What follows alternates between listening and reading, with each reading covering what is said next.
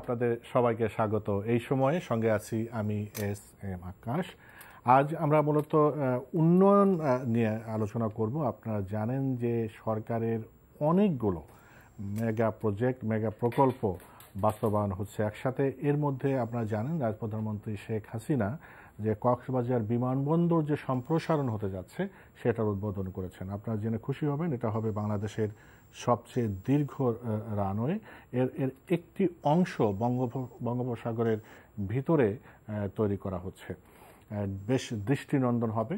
কিন্তু এই উন্নয়ন বা সম্প্রসারণ হওয়ার পরে কি অবস্থা দাঁড়াবে, আমরা এতে কি সুবিধা পাবো, অর্থনৈতিক উন্নয়নে কতটা ভূমিকা রাখবে, সে বিষয়ে আমরা আলোচনা করার চেষ্টা করব। যেহেতু কক্সবাজারকে আমরা পর্যটন নগরে বলি, এই সম্প্রসারণ হওয়ার পরে আন্তর্জাতিক বিমানবন্দরে পরিণত হওয়ার পর নিঃসন্দেহে দেশ বিদেশ থেকে অনেক পর্যটক আসবে। সেগুলো আমরা সেই সুযোগ সুবিধা নিতে পারবো কিনা, কক্সবাজারে সেই ব্যবস্থা আমরা গড়ে তুলতে পেরেছি কিনা, এগুলো নিয়ে আমরা আলোচনা করব। সাথে সাথে আরও একটি সুখবর হলো যে মেট্রো রেল যে প্রকল্প এখন আর স্বপ্ন নয়, এখন সেটা বাস্তব দেখা যাচ্ছে। যে মেট্রো রেলের যে এটাকে কি বলে, যে প্রকল্পের যে শুরু হয়েছে, মানে পরীক্ষামূলক চলাচল শুরু হয়েছে, 4টি স্টেশন অলরেডি তৈরি হয়ে গেছে, সেখানে অলরেডি শুরু হয়েছে এবং 16টি স্টেশন তৈরি হয়ে গেলে আমরা ঢাকা শহরে মেট্রো রেলের যাতায়াত দেখতে পারবো। এছাড়া আরও নানাবিধ উন্নয়ন প্রকল্প চলছে। অর্থনীতিতে এর প্রভাব, মানুষের জনজীবনে কী প্রভাব, সামগ্রিকভাবে আমরা এটা আলোচনা করার চেষ্টা করব। আমাদের সাথে রয়েছে একজন অতিথি, তার সাথে পরিচয় করে দিই। আমাদের সাথে আছেন এম আবু ইউসুফ, অর্থনীতিবিদ ও প্রফেসর, ডেভেলপমেন্ট স্টাডিজ বিভাগ, ঢাকা বিশ্ববিদ্যালয়। প্রফেসর এম আবু ইউসুফ, শুরুতে যেটা বিমানবন্দর, কক্সবাজার বিমানবন্দর আমরা পর্যটন নগরে বলি, যেটা একটা ছবি হয়তো দেখে থাকবেন যে খুবই দৃষ্টিনন্দনভাবে এটা তৈরি করা হচ্ছে। বঙ্গোপসাগরের একটা অংশের ভিতরে এটা তৈরি করা হচ্ছে, সম্প্রসারণ অংশটা নিয়ে যাওয়া হয়েছে। মাননীয় প্রধানমন্ত্রী বলেছেন যে এটা দেখতেই হয়তো অনেকে আসবেন। তো আমার প্রশ্ন হচ্ছে যে এই সম্প্রসারণ হয়ে গেলে, বিমানবন্দর আন্তর্জাতিক মানে হলে, এর থেকে আসলে অর্থনৈতিক কি সুবিধা পাওয়া যাবে? জি, ধন্যবাদ। আমার মনে হয় খুবই চমৎকার একটি বিষয় নিয়ে আমরা আজকে আলোচনা করছি এবং এমন একটি দিনে আমরা আলোচনা করছি যে দিনে অনেকগুলো আমাদের উন্নয়নের যে মাইলস্টোন সেটি কিন্তু আমরা আজকে একদম বাস্তবতার নিরিখে সেটি আমরা দেখছি। অনেক কর্মপরিকল্পনা থাকে উন্নয়নের ক্ষেত্রে এবং সেই কর্মপরিকল্পনা যখন বাস্তবায়ন এবং সেটা যখন মানুষ নিজের চোখে দেখতে পায়, সেটা যখন বাস্তবতায় রূপ নেয়, তার কিন্তু আনন্দটা কিন্তু অন্যরকম। এবং আপনি সঠিকভাবেই বলেছেন যে সরকার কিন্তু অনেকগুলো মেগা প্রকল্প এখন বাস্তবায়ন হতে যাচ্ছে। সে কিছু কিছু কাজ এগুচ্ছে, কিছু চলমান আছে, কিছু শেষ হয়েছে। এই যে উন্নয়নের কথা যখন আমরা বলি, এটি একটি চলমান প্রক্রিয়া। আর এই উন্নয়ন কিন্তু যখন আমরা কানেক্টিভিটির কথা বলি, আমরা যখন পর্যটন শিল্পের কথা বলি, এবং এটার একটা বহুমাত্রিক রূপ কিন্তু একসময় যখন, যেহেতু আমি অর্থনীতির ছাত্র, এখন উন্নয়ন বিষয় নিয়ে গবেষণা করি, পড়াই, যে একসময় উন্নয়ন বলতে আমরা অর্থনৈতিক উন্নয়নকেই বলতাম। এখন কিন্তু এটার একটা বহুমাত্রিক রূপ আছে, যে বিয়ন্ড যে ইনকাম, বিয়ন্ড গ্রোথ, এইটার বাইরে গিয়ে এখন আমরা চেষ্টা করছি যে কিভাবে এই গ্রোথটাকে ইনক্লুসিভ করা যায়, কিভাবে এই যে উন্নয়নটার বেনিফিটটা সবাইকে দিতে পারি আমরা, সাধারণ মানুষ কিভাবে এটা থেকে বেনিফিটেড হতে পারে। এবং এই যে কক্সবাজার যে সমুদ্র সৈকত আমাদের, এবং এটি কিন্তু আপনারা জানেন যে longest beach in the world, এবং এইটাকে ঘিরে কিন্তু আমরা অনেক ধরনের উন্নয়নমূলক কার্যক্রম আসলে চালাতে পারি। এবং এই যে কানেক্টিভিটি, এই যে এটা একটা ইন্টারন্যাশনাল এয়ারপোর্টের, যদি সেখানে সমস্ত সুযোগ সুবিধা দেয়া হয়, এবং আজকে যে রানওয়ের যে সম্প্রসারণ যেটি হয়েছে এবং সমুদ্রের ভিতরে এটি চলে যাচ্ছে, তাহলে এটার একটা দৃষ্টিনন্দন রূপ কিন্তু আমরা দেখতে পাবো। এর পাশাপাশি যেটি আমি বলবো, যে এই আমরা যেটাকে বলি হচ্ছে যে শুধুমাত্র এটাকে ইন্টিগ্রেটেড ওয়ে, যে শুধুমাত্র একটা সমুদ্র বিমানবন্দর করলাম তা না, অথবা শুধুমাত্র আমরা একটা বিচ দেখলাম তা না, এর সাথে অন্যান্য যে সমস্ত বিষয়গুলো আছে, ট্যুরিস্টদেরকে অ্যাট্রাক্ট করার জন্য যে বিষয়গুলো আছে সেই বিষয়গুলো এখানে থাকতে পারে। যেমন আমরা অনেকেই ব্যাংকক যায়, কিন্তু ব্যাংককে আপনি দেখেন সেখানে হেলথ সার্ভিস আছে, সেখানে সে শপিং করতে পারতেছে, সেখানে আপনি দেখেন স্ট্রিট ফুড পর্যন্ত কোয়ালিটি করতে পারছে। অর্থাৎ একজন পর্যটক সে কিন্তু তার সিকিউরিটির বিষয় আছে। এই সমস্ত বিষয় যখন আপনি এনশিওর করতে পারবেন, একজন পর্যটকের যে এনাবলিং এনভায়রনমেন্ট সেটি যখন আপনি নিশ্চিত করতে পারবেন, শুধুমাত্র আমাদের ডোমেস্টিক যে ট্যুরিস্ট সেটা না, আমরা কিভাবে ইন্টারন্যাশনাল ট্যুরিস্টদেরকেও আকর্ষণ করতে পারি। প্রধানমন্ত্রী তার বক্তব্য বলেছেন যে বিদেশিদের জন্য এক্সক্লুসিভ জোন করার যে পরিকল্পনা আছে, এটা দীর্ঘদিন ধরে আমরা শুনছি। যদি এটা করা যায়, যদি আপনি বলেছেন যে সিকিউরিটি, পর্যটনের তো একটা অন্যতম হচ্ছে সিকিউরিটি, এবং বিদেশিদের যেটা বলছেন ডোমেস্টিক দিয়ে তো হবে না। শুধু ডোমেস্টিক যদি অনেক যাচ্ছে, ইন্টারন্যাশনাল বিমানবন্দর হয়ে গেলে বিদেশিরা আসবে। বিদেশিদের জন্য যে এক্সক্লুসিভ জোন করার কথা প্রধানমন্ত্রী বলেছেন, দীর্ঘদিন ধরে শুনছি, সেটা হয়ে উঠছে না। সেখানে কিন্তু আপনি জানেন যে আমাদের যে কতগুলো স্পেশাল মানে ইকোনমিক জোন, যে তার মধ্যে কিন্তু কক্সবাজারকে ঘিরেই কিন্তু কয়েকটা ইকোনমিক জোনের কিন্তু এখন কাজ হচ্ছে, কিন্তু সেগুলো আসলে একটু লম্বা সময় নিয়ে যাচ্ছে। কিন্তু এখন আমরা যদি এই যে বিমানবন্দরের পাশাপাশি অন্যান্য, যেটা আমি বললাম, আপনি একটা বড় শপিং মল করে ওখানে একটা না মানে অনেকগুলো শপিং ফ্যাসিলিটিস যদি সেখানে থাকে এবং সেটা যদি ইকোনমি হয়, বিভিন্ন ধরনের যে কাস্টমার আছে তাদের চাহিদা যাতে সেখানে মেটাতে পারে। আবার দেখা যাচ্ছে যে সেখানে এইটার সাথে সাথে আপনি যেমন বলছেন যে ইনফ্রাস্ট্রাকচার অলরেডি, যদি আমরা কক্সবাজারের কথা ভাবি, কক্সবাজার এই সমুদ্র সৈকত ঘিরে তার পারে এত বেশি বিল্ডিং তৈরি হয়েছে, যেটা সৌন্দর্য থেকে বিল্ডিং বেশি। এদিকেও তো একটা সুষম উন্নয়ন বা সুষম পরিকল্পনা তো দরকার। হ্যাঁ, সেটি আমরা বলছি যে আসলে ইন্টিগ্রেটেড অ্যাপ্রোচে, এবং যেটা হবে আপনার হোলিস্টিক যে কথাটি বলছি, যে অনেকগুলো বিষয় থাকবে। শুধুমাত্র আমি একটা বিমানবন্দর সম্প্রসারণ করলাম শুধু এইটুকুর মধ্যে যাতে সীমাবদ্ধ না থাকে, অর্থাৎ একজন পর্যটক আসলে কি কি চাহিদা থাকে সেই চাহিদাকে মাথায় রেখে যদি সাপ্লাই দেয়া যায়, তাহলে অটোমেটিক্যালি আমি যদি নিশ্চিত হতে পারি যে এখানে গেলে আমার বিনোদনের যে বিষয়গুলো সেগুলো সব থাকবে, আমি প্রাকৃতিক সৌন্দর্য উপভোগ করতে পারবো, আমার একটা সিকিউরিটি আছে, আমি শপিং করতে পারবো, আমার ফুড কোয়ালিটির ব্যাপারগুলো আছে, এই সমস্ত সব কিছু মিলে যদি আমরা করতে পারি, তাহলে পর্যটক কিন্তু আসলে অনেকেই এখন কিন্তু ভ্রমণ পিপাসু। আপনি জানেন যে মানুষের যখন একটা ইনকাম বেড়ে যায় তখন সে আমরা দেখি যে সে এই যে নন ফুড আইটেমে বেশি তাই ভ্রমণ করতে চায়, সে অনেক কিছু করতে চায়। সেই অ্যাক্টিভিটিসগুলো যাতে আমরা অ্যাট্রাক্ট করতে পারি। যেমন আমি একটা উদাহরণ দেই, অনেকেই মনে করে যে কক্সবাজারে গেলাম, আমি শুধু পানি দেখলাম, প্রথম দিন হয়তো আমার ভালো লাগলে, এখন সেকেন্ড দিনেও যদি দেখা গেছে যে পানি ছাড়া, সমুদ্রের পানি ছাড়া আর দেখার মতো অন্য কোনো ফ্যাসিলিটিস নাই, তখন কিন্তু একজন পর্যটক সে কিন্তু তার মনোটোনাস বা একটা সে বোর ফিল করবে। তাহলে এর বাইরে তার জন্য যে সমস্ত ফ্যাসিলিটিস গুলো আছে, রাতে নাইট লাইফ, যেমন আপনি ব্যাংকক কথা বলছিলেন বা অন্যান্য দেশে একটা ডিসেন্ট নাইট লাইফও তো থাকা দরকার। হ্যাঁ, অবশ্যই। সেটা যদি আমরা মনে করি যে এটাও তো একটা সোশ্যাল অ্যাক্টিভিটিস, সেখানে যদি আপনার যদি সামাজিক কর্মকাণ্ড থাকে এবং সেগুলো আমরা একটা সিস্টেমের মধ্যেই যদি থাকলো, একটা নিয়মের মধ্যেই থাকতো, আইনের মধ্যেই যদি থাকে, তাহলে সেটা আমি মনে করি যে আমাদের এই কক্সবাজার সমুদ্র সৈকত এটা তো আছেই, এর বাইরে কিন্তু অনেক পর্যটক, দেখেন বাংলাদেশ এমন একটা দেশ যেখানে সমুদ্র আছে, যেখানে পাহাড় আছে, কি নাই বাংলাদেশের মধ্যে, নদীমাতৃক দেশ বলি আমরা, এত অপরূপ সৌন্দর্যের একটি দেশ।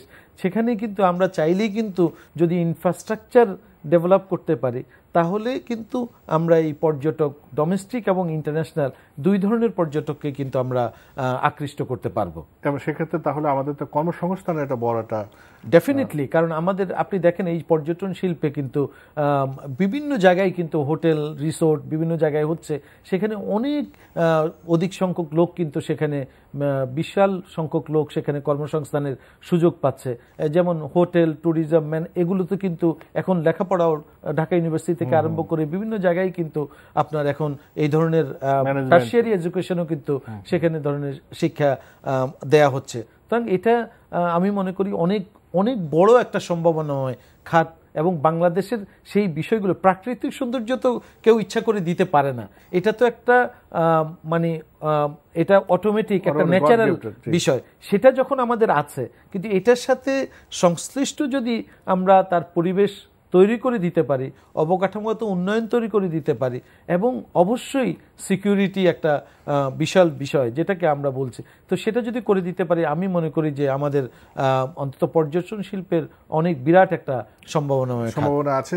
আমার মনে হয় যে সেটারই একটা ভালো শুভ সূচনা হতে যাচ্ছে হলো আজকে, যে কক্সবাজার যে বিমানবন্দর যে সম্প্রসারণ এবং দৃষ্টিনন্দনভাবে মানে সেই বঙ্গোপসাগরের ভিতরে নিয়ে যাওয়া হচ্ছে, সামগ্রিক পরিকল্পনার একটা অংশ হিসাবে হয়তো এটা হলো।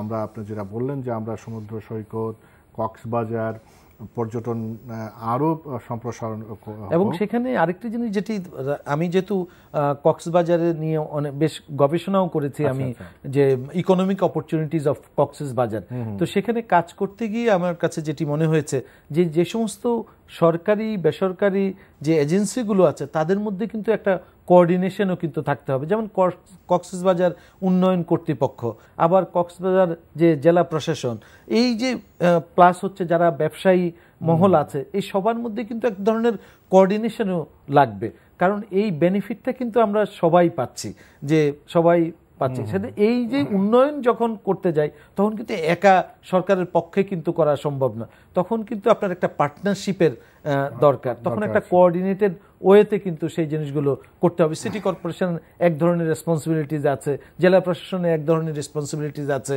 আবার কক্সবাজার উন্নয়ন কর্তৃপক্ষের এক ধরনের রেসপন্সিবিলিটিজ আছে। সবাইকে মিলে যদি আমরা সমানভাবে এবং সেইভাবে যদি রেসপন্সিবিলিটিস ভাগ করে যদি উন্নয়নের যাত্রাকে আমরা অব্যাহত রাখতে পারি, ডেফিনেটলি শুধু কক্সবাজার না, আমরা যদি সিলেটের কথা বলি, আমরা যদি অন্যান্য যে সমস্ত এলাকা আছে যারা আমাদের পর্যটন যে সমস্ত জায়গাগুলো আছে সেগুলো যদি আমরা সাজাতে পারি, তাহলে ডেফিনেটলি এখান থেকে অনেক বেশি পরিমাণে সরকারও রেভিনিউ পাবে, আবার কর্মসংস্থানেরও অনেক সুযোগ হবে। আমরা এবার একটু অন্য প্রসঙ্গে আলোচনা করি অধ্যাপক ইউসুফ। সেটা হলো যে আপনি জানেন যে আজকে আরেকটা মাইল ফলক, সেটা হলো মেট্রো রেল। মেট্রো রেল দীর্ঘদিন ধরে কাজ হচ্ছে, যে আমরা আজ এই যে মেট্রো রেল যে 4টি স্টেশন কমপ্লিট হয়ে গেছে, মেট্রো রেল আমরা দেখলাম যে মেট্রো রেল ঘুরে চলে গেল, যে এই যে বাস্তবতা এখন মেট্রো রেল, একসময় মনে হতো যে স্বপ্ন, এখন বাস্তবতা, এইটা এখন হয়তো 6 মাস ধরে হয়তো এটা চলমান থাকবে এই পরীক্ষামূলক। এরপরে যেটা সরকারের যে প্রজেকশন সেটা হচ্ছে 2022 সালের ডিসেম্বর নাগাদ হয়তো যাত্রী পারাপার শুরু হবে। এই যে মেট্রো রেলের মানে কি সুবিধা আনবে বলে আপনার মনে হয়? আসলে এটি চিন্তা করতেও খুব ভালো লাগছে যে এরকম একটা আমরা অনেক দিন থেকে দেখছি, অনেক বিরাট একটা কর্মযজ্ঞ হচ্ছে গত কয়েক বছর ধরে, এবং নগরবাসী কিন্তু অধীর আগ্রহে অপেক্ষা করছে সেটা কখন এই বাস্তবতায় রূপ নিবে। তো সেদিক থেকে আজকের দিনটিও কিন্তু আমি মনে করি যে এটা উন্নয়নের আরেকটি মাইল ফলক, যেটা নগরবাসী বিভিন্ন পত্রপত্রিকায় মিডিয়াতে কিন্তু খুব সোশ্যাল মিডিয়াগুলোতে সব জায়গায় কিন্তু আমরা দেখছি যে অন্তত নগরবাসী এটা নিজ চোখে দেখছে যে আমরা মেট্রো রেল এখন কিন্তু এটা স্বপ্ন না, এটা একটা বাস্তবতা। তো সেটি ঢাকা শহরে, বা আমরা যদি টেকসই উন্নয়নের কথা বলি, যেখানে আমরা বলছি সাস্টেইনেবল সিটিজ, যেখানে আমরা বলছি যে এরকম একটা ঢাকা শহর, দেখেন অনেক বিশ্বের অনেক দেশ আছে যার চেয়ে ঢাকা শহরের লোকসংখ্যা কিন্তু অনেক বেশি। তো এরকম অধিক জনসংখ্যার একটি শহর, সেই মেগা সিটি যেটাকে আমরা বলছি, সেই শহরের জন্য এই আপনার মেট্রো রেলের যে সংযোজন, এটি কিন্তু নগরবাসীর যে মুভমেন্টের ক্ষেত্রে এটি কিন্তু অনেক ধরনের আমরা যেটা বলি যে মাল্টিপ্লায়ার ইফেক্ট কিন্তু পড়বে। এই যে আমরা অনেক সময় দেখি যে জ্যামের মধ্যে আমরা অনেক কর্মঘণ্টা আমাদের কিন্তু নষ্ট হচ্ছে, তাহলে এই যে আমাদের প্রোডাক্টিভিটির উপর যে ইম্প্যাক্টটা, আমি মনে করি যে আমি যত বেশি পরিমাণে আমার কর্মঘণ্টা আমি সেভ করতে পারবো, সেটা আমি কিন্তু কাজের মধ্যে দিতে পারবো। তো সেই দিক থেকে আমি মনে করি যে এই যে মানুষের যে মুভমেন্ট এবং নগরবাসী এই যে যাতায়াতের যে সুবিধাটার যে সংযোজন হয়েছে, এটি আমি মনে করি যে এটি একটি প্রাথমিক পর্যায়ে আছে। যখন পুরোপুরি চালু হবে তখন কিন্তু আসলে ডেফিনেটলি ঢাকা শহরের চেহারাই আসলে সরকারের যে প্রজেকশন সেটা হচ্ছে যানজট অনেক কমে যাবে, যেটা আমরা এখন ঘন্টার পর ঘন্টা, যেটা আপনি বললেন যে কর্মঘণ্টা নষ্ট হচ্ছে, যানজট আমরা কতটা কমতে পারবে বলে আপনার মনে হয়? না, ডেফিনেটলি তখন আসলে আমরা যেটি বললাম যে একটা আরেকটার সাথে কিন্তু কানেক্টেড, যেটা আমরা সাস্টেইনেবল ডেভেলপমেন্ট গোলসের ক্ষেত্রে আমরা বলি যে একটা কিন্তু আরেকটার সাথে কানেক্টেড প্রত্যেকটা গোলই। তো সেক্ষেত্রেও কিন্তু শুধুমাত্র আমি এই যে মেট্রো রেলটা করলাম, জনগণ গেল, কিন্তু মেট্রো রেলেরও যাতে আমরা সবাই ঠিকমতো ব্যবহার করতে পারি, এটা হচ্ছে জনগণের সম্পদ, সেই সম্পদের যাতে আমরা সুরক্ষা দিতে পারি, সেই সিকিউরিটির বিষয়গুলো আছে। তারপরে আরেকটি বিষয় হচ্ছে যে এই যে শহরে তো আসলে অনেকগুলো বিষয় আছে, যেমন আপনার এই যে ট্রাফিক লাইটের যে বিষয়গুলো, অনেক ক্ষেত্রে আমরা দেখছি যে সরকার অনেক টাকা খরচ করে কিন্তু ট্রাফিক লাইটের কিন্তু আপনার ব্যবহারটা ঠিকমতো হচ্ছে না। আবার অনেক ক্ষেত্রে দেখা যাচ্ছে যে অনেক বাস আপনি দেখবেন, আমরা অনেক দিন থেকে শুনে আসছি যে বাসগুলোকে একটা কোম্পানির বিভিন্ন কয়েকটা কোম্পানির মধ্যে নিয়ে আসবে, একটা কোঅর্ডিনেটেড ওয়েতে আসবে। যেমন আপনি দেখেন গুলশানে যেমন যেটা ঢাকার চাকা, এখন দেখেন দেখতেও কিন্তু ভালো লাগছে যে একটা সিস্টেমেটিক ওয়েতে আসছে। তাহলে অন্যান্য জায়গাগুলোতেও যাতে এরকম ঢাকার চাকার মতো যাতে শহরে সেরকম আপনি দেখবেন যে সেই বাসগুলো তার যে নিরাপত্তা, যদি বলে থাকে যে এটা সিটিং সার্ভিস, জনগণ যাতে সত্যিকারের সিটিং সার্ভিস পায়, অর্থাৎ সেই যে টাকাটা দিচ্ছে তার সার্ভিসটা যাতে পেতে পারে। সুতরাং প্রত্যেকটা জিনিস কিন্তু একটা আরেকটার সাথে কিন্তু কোঅর্ডিনেটেড। আবার অনেক ক্ষেত্রে আমরা দেখতে পাই যে অনেক যানবাহন আছে যারা ফিটনেস নাই, তারা ফিটনেস ছাড়া সেখানের মধ্যে যানবাহন চালাচ্ছে। তাহলে এই জায়গাগুলো কিন্তু আমাদের দেখতে হবে, সত্যিকারের যে সমস্ত যানবাহনের ফিটনেস আছে, যেই সমস্ত ড্রাইভারের তার ড্রাইভিং লাইসেন্স আছে, তারাই যাতে অন্তত এই একটা শহরের কথা আমরা যখন বলি তখন কিন্তু সেই শহরের কিন্তু বা যে কোনো একটা জায়গার যেই ইনফ্রাস্ট্রাকচারাল বা এই যে যোগাযোগের যে বিষয়গুলো আছে, এগুলো কিন্তু প্রত্যেকটা জায়গায় যাতে অন্তত নিয়ম নীতি মেনে যাতে লোকজন চলে, সেটা এবার বাসের কথা বলি অথবা ট্রেনের কথা বলি। এবং এর পাশাপাশি আমি মনে করি যে মেট্রো রেল তো একটা সংযোজন, আমাদের যদি বাসগুলোকে আমরা একটা সিস্টেমের মধ্যে নিয়ে আসতে পারি, আবার ঢাকা শহরের মাঝখানে যে সমস্ত বাস টার্মিনালগুলো আছে সেগুলোকে যদি আমরা একটু দূরে নিয়ে যেতে পারি যাতে শহরের মাঝখানে জ্যামে প্রতিবন্ধকতা সৃষ্টি না হয়। পাশাপাশি আমরা ট্রেন সার্ভিসটাকে, যে মনে করেন এই যে ঢাকা থেকে গাজীপুর, ঢাকা থেকে নারায়ণগঞ্জ, এই যে এক্সিস্টিং ইনফ্রাস্ট্রাকচার ব্যবহার করেও কিন্তু আমরা অনেক ধরনের বেনিফিট কিন্তু পেতে পারি। একটার সাথে একটা কানেক্টেড, যেটা বলছেন যে একটার থেকে বেনিফিট নিতে হলে আরেকটার সাথে সেটা সংযোজন থাকা দরকার, বিচ্ছিন্ন হয়ে গেলে আসলে হবে না। এটাকে আমরা আমরা যেটা বলি অনেক সময়, আপনি যখন একটা ওপেন হার্ট সার্জারি হয় তখন আপনি পুরো প্রসেসটা যদি আপনি সার্জারি না হয় তাহলে কিন্তু রোগী কিন্তু বাঁচবে না।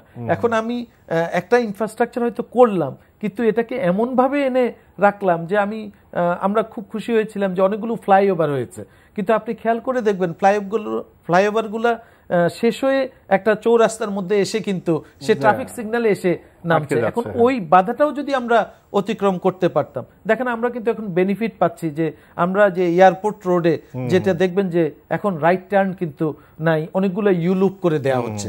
এখন এই যে আপনি যেখানে যেখানে প্রতিবন্ধকতা আছে সেই উন্নয়নের প্রতিবন্ধকতাও যদি আমরা এইভাবে দূর করতে পারি, ডেফিনেটলি তার যে সুফল সেই সুফল কিন্তু আমরা অবশ্যই পাবো। তো সেটিকে মাথায় রেখেই করতে হবে। এবং আরেকটা যেটা মনিটরিং, যে এই যে মনে করেন যারা যাত্রী, আপনারা জানেন যে আমাদের দেশের অনেক মানুষ আছে যে 85% মানুষ ইনফর্মাল ইকোনমিতে কাজ করছে।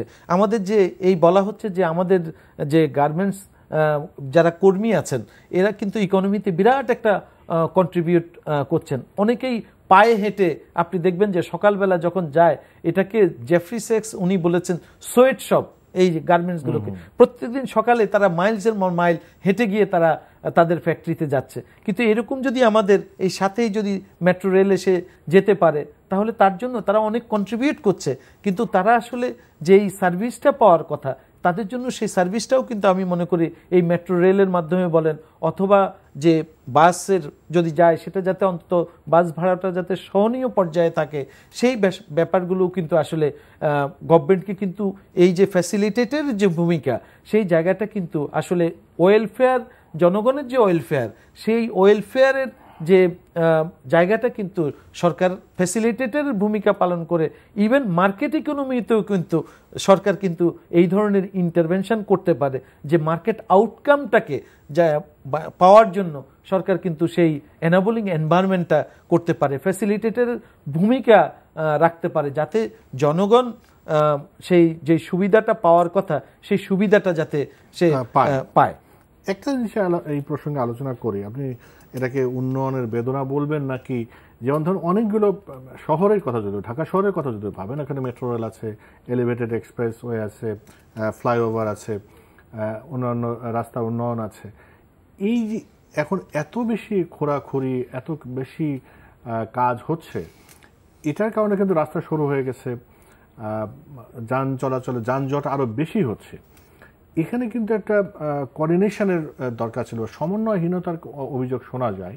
কারণ আপনি যখন একটা উন্নয়ন কাজ হাতে নেবেন, এই জিনিসগুলো মাথার মধ্যে রেখেই আপনি হাতে নেবেন, যে এই জায়গায় খোরাখুরি হলে কত তাড়াতাড়ি এটা করা যায়, সারা যায়, এবং কে এটা দায়িত্ব থাকবে। কিন্তু এই কোঅর্ডিনেশনের কিছু অভাব দেখা যায় বলে অভিযোগ পাওয়া যাচ্ছে, যার জন্যে যে উন্নয়নের বেদনাটা একটু বেশি হয়ে যাচ্ছে। আসলে আপনি খেয়াল করে থাকবেন, আমরা যে আমাদের এখন 6 লাখ কোটি টাকার মতো বাজেট, যেখানে আমাদের 9-10 অর্থ বছরে 1,10,000 কোটি টাকার বাজেট ছিল, এখন আমাদের উন্নয়ন বাজেটই হচ্ছে 2 লাখ কোটি টাকার উপরে। তো সেখানে কিন্তু অনেক উন্নয়ন কর্মকাণ্ড কিন্তু আপনার হচ্ছে আমাদের, এই যেহেতু আমাদের একটা পরিকল্পনা আছে, আমাদের পার্সপেক্টিভ প্ল্যান আছে, আমরা চাচ্ছি যে 2041 সালে বাংলাদেশকে একটা উন্নত রাষ্ট্র হিসেবে আমরা দেখতে চাচ্ছি। এখন এই যে আমাদের পরিকল্পনাগুলো, সেটাকে মাথায় রেখে যদি আমরা কাজ করতে চাই, তাহলে উন্নয়ন কর্মকাণ্ড কিন্তু একা করা যায় না। তাহলে এখানে কিন্তু অনেকগুলো এজেন্সি, এখানে সরকারি এজেন্সি বলেন, এখানে কিন্তু অনেকগুলো এজেন্সি, আবার অনেকগুলো পাবলিক প্রাইভেট পার্টনারশিপের মাধ্যমেও কিন্তু চলছে। এই এজেন্সিগুলোর মধ্যে কিন্তু কোঅর্ডিনেশন লাগবে। আপনি যদি বিদ্যুতের কথা বলেন, অথবা আপনি যদি ওয়াসার কথা বলেন, আপনি তিতাস গ্যাসের কথা বলেন, অর্থাৎ সবাই তো কাজ করছে। আমি যখন একটা নগর গড়ে তুলছি, সেখানে কিন্তু আপনার এই বিষয়গুলো, এই যে ইউটিলিটি সার্ভিসগুলো, সেই সার্ভিসগুলো তো কিন্তু আমাদের নিশ্চিত করতে হচ্ছে।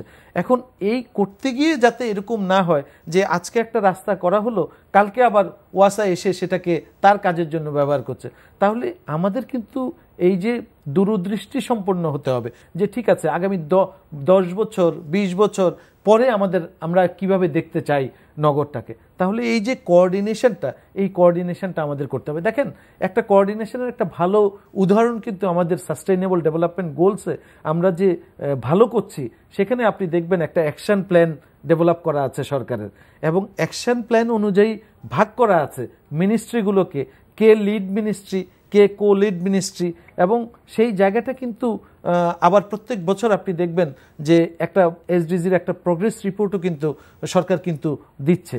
তাহলে এই যে কোঅর্ডিনেশনটা, এই কোঅর্ডিনেশনটা কিন্তু এইসব ক্ষেত্রেও কিন্তু আমাদের যে উন্নয়নের ক্ষেত্রেও কিন্তু খুবই দরকার।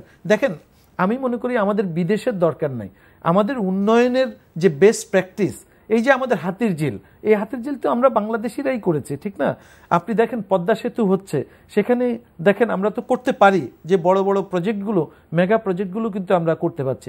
আমি তো স্বপ্ন দেখি, যখন আমি সে ফর এক্সাম্পল মনে করেন যখন আমি ক্যান্টনমেন্টে যাই, তখন এই যে সুন্দর রাস্তা, যেখানে ফুটপাত আছে বা রাস্তার পাশে বাগান আছে, গাছ লাগানো আছে, এরকম কি আমরা, ঢাকা শহর কিন্তু অনেক বড় না, আমরা কি চাইলে এরকম কি পুরো ঢাকা শহরকে এইভাবে করতে পারি না? যেহেতু এক জায়গায় হচ্ছে, হবে না কেন? কোঅর্ডিনেশনের কথা বলছেন, যেটা সদিচ্ছা এবং কোঅর্ডিনেশন। আবু ইউসুফ, আমরা উন্নয়ন নিয়ে আলোচনা করছি, মেগা প্রকল্প নিয়ে যখন আলোচনা করতে আমরা শুরু করি, এর তো নানাবিধ, আপনি এর যে নানাবিধ প্রভাব সমাজে, অন্তর্বর্তীমূলক এবং কীভাবে কী করলে সেটা আপনি বিস্তারিত বলেছেন। কিন্তু একটা সমালোচনা হয় আমাদের দেশের ক্ষেত্রে, যে আমাদের দেশে প্রকল্প ব্যয় অনেক বেশি, যেটা ধরা হয় সময় মতো নির্ধারিত সময়ে শেষ হয় না, আবার প্রকল্প এটা করা হয়, পুনর্মূল্যায়ন করা হয় তখন অনেক টাকা বেশি। এই বিষয়টা কেন হয়? না, খুব ভালো একটা প্রসঙ্গ আপনি নিয়ে এসছেন। আমি কিন্তু ইদানিং খুব ভালো ফিল করি, যেহেতু আমি উন্নয়ন নিয়ে কাজ করছি, গবেষণা করছি। সরকারের যে পরিকল্পনা মন্ত্রণালয়ের আন্ডারে কিন্তু আইএমইডি যেটা আছে, ইমপ্লিমেন্টেশন মনিটরিং যে ডিপার্টমেন্ট, তারা কিন্তু এখন অনেক এই যে উন্নয়ন প্রকল্পগুলো নিয়ে কিন্তু অনেক ভালো ভালো অনুসন্ধানী রিপোর্ট কিন্তু দিচ্ছে, যে কোথায় প্রবলেম আছে, কোথায় আমরা এটা কেন হচ্ছে না। এইটার একটা ভালো দিক হচ্ছে যদি আমরা অ্যাকাউন্টেবিলিটি এবং ট্রান্সপারেন্সি এই জায়গাটা যদি আমরা, অর্থাৎ আপনি যদি অ্যাকাউন্টেবিলিটি এবং ট্রান্সপারেন্সিটা নিশ্চিত করতে পারেন যে কেউই জবাবদিহিতার বাইরে না, এবং যখন যে কোনো একটা ওয়ার্ক অর্ডার হয়, আমরা যাকে কাজ দিচ্ছি এই কাজটা আসলে আমরা যোগ্য প্রতিষ্ঠানকে আসলে দিচ্ছি কিনা। কারণ এগুলো ট্যাক্স পেয়ার্স মানি, আমরা যে জনগণের অর্থ যে ব্যয় করা হচ্ছে, সরকার কিন্তু বলছে যে এখন টাকা কোনো সমস্যা না, যে আসলেই কিন্তু সমস্যা না। আপনি দেখেন যেখানে এখন একসময় কিন্তু আমাদের স্বাধীনতার পরে যে এটা যেই ধরনের অর্থনীতি ছিল, এখন $350 বিলিয়ন অর্থনীতি, কিন্তু অর্থনীতির আকারও কিন্তু অনেক বড় হয়েছে। তাহলে সেই জায়গাটাকে মাথায় রেখে আমরা যদি দেখি যে না, আমাদের যে টাকার যে যথোপযুক্ত ব্যবহার হচ্ছে। আমি একটা ছোট্ট একটা উদাহরণ দিই। আপনারা কয়েকদিন আগে দেখেছেন যে বেস্ট প্র্যাকটিস হিসাবে জাপানিজ যে প্রতিষ্ঠান, তারা কিন্তু তাদের জাপানিজের অর্থায়নেও তাদের সহায়তায় যে 3টা সেতু হলো আমাদের, যে কাঁচপুর সেতু, মেঘনা সেতু এবং যেটা দাউদকান্দিতে গোমতী সেতু, এই যে 3টা সেতু তারা করেছে সময়ের আগে, প্লাস হচ্ছে প্রায় 1000 কোটি টাকার মতো তারা ফেরত দিয়েছে। তাহলে আপনি দেখেন যে আমি যদি যোগ্য প্রতিষ্ঠানকে একটা কাজ দিতে পারি, তার ফল কিন্তু আপনি দেখেন সময়ের আগে আপনি যদি সময় মতো একটা যোগ্য প্রতিষ্ঠানে দিতে পারেন, সময় মতো যদি অর্থ ছাড় হয়, অর্থাৎ এই যে বিষয়গুলো আছে, আমরা যখন একটা প্রকল্প পরিকল্পনা করি এবং সেই পরিকল্পনা অনুযায়ী যদি বাস্তবায়ন হয়, এবং যে প্রতিষ্ঠানটি এটাকে বাস্তবায়ন করছে সেই প্রতিষ্ঠানটি যদি একটি যোগ্য প্রতিষ্ঠান হয়, তাহলে কিন্তু তার বেনিফিট কিন্তু আপনি সবাই কিন্তু পাচ্ছে। আপনি দেখেন হাইলি অ্যাপ্রিসিয়েটেড যে আমরা সেটা করছি।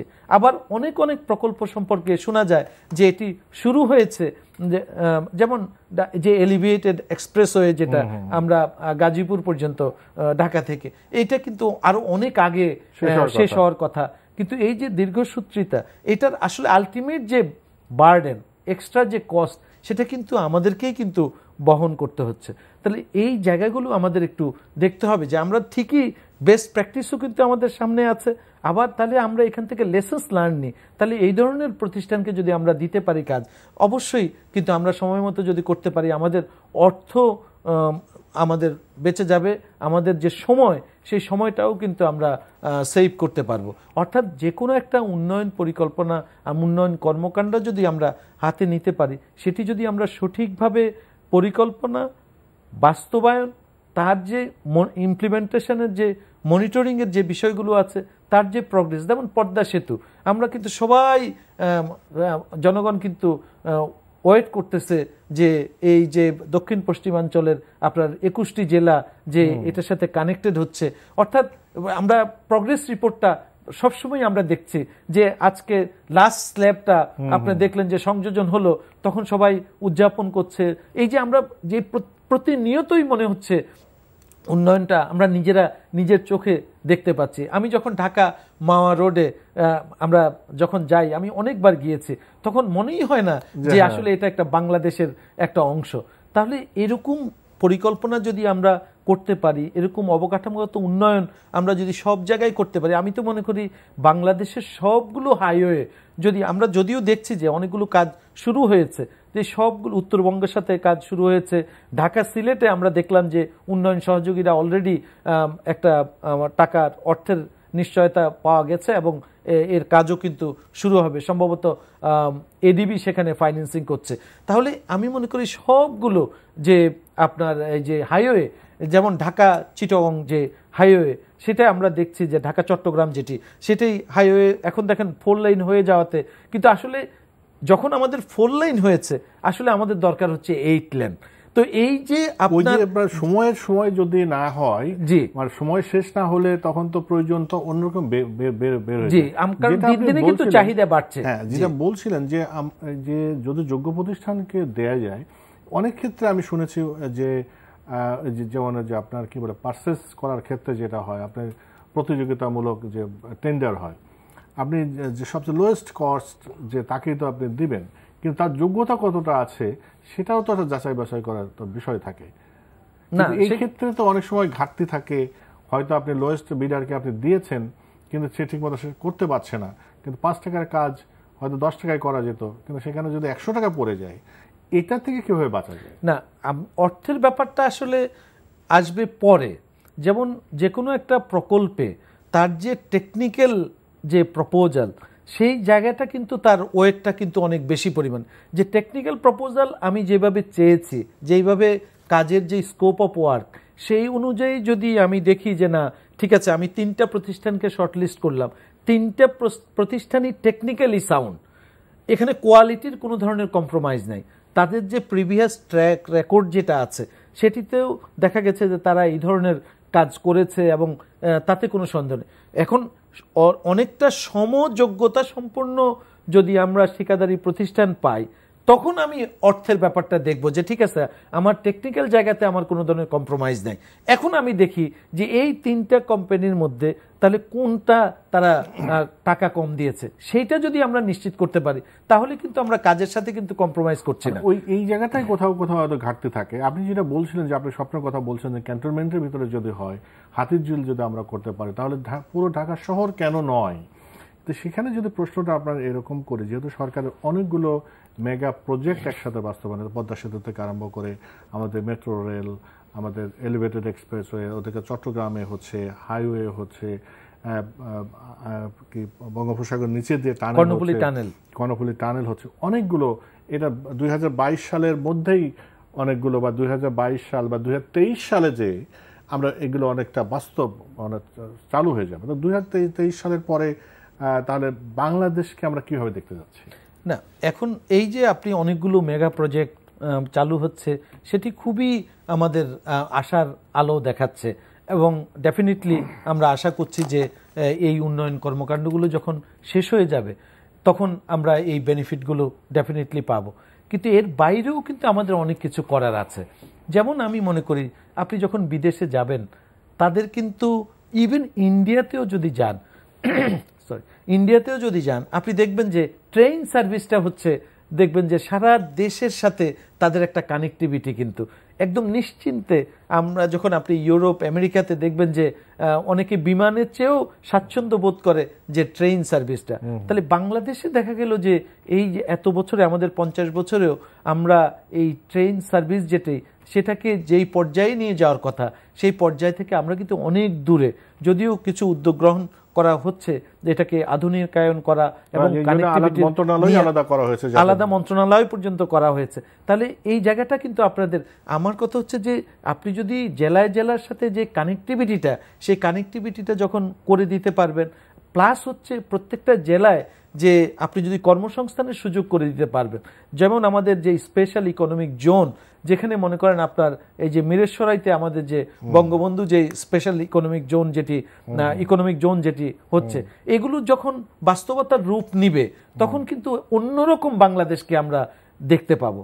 কিন্তু এর বাইরে আপনাকে দেখতে হবে যে পিছিয়ে পড়া যে সমস্ত জায়গা আছে আমাদের, যেগুলো পভার্টি প্রোন এরিয়া আছে, সেই জায়গাগুলোও কিন্তু আমাদের উন্নয়ন, আমরা যখন বলি যে উন্নয়নের কথা, যে no one will be left behind, অর্থাৎ আমরা ইনক্লুসিভ ডেভেলপমেন্টের কথা বলছি, সেখানে কিন্তু আমরা সবাইকে নিয়ে এগিয়ে যেতে চাচ্ছি।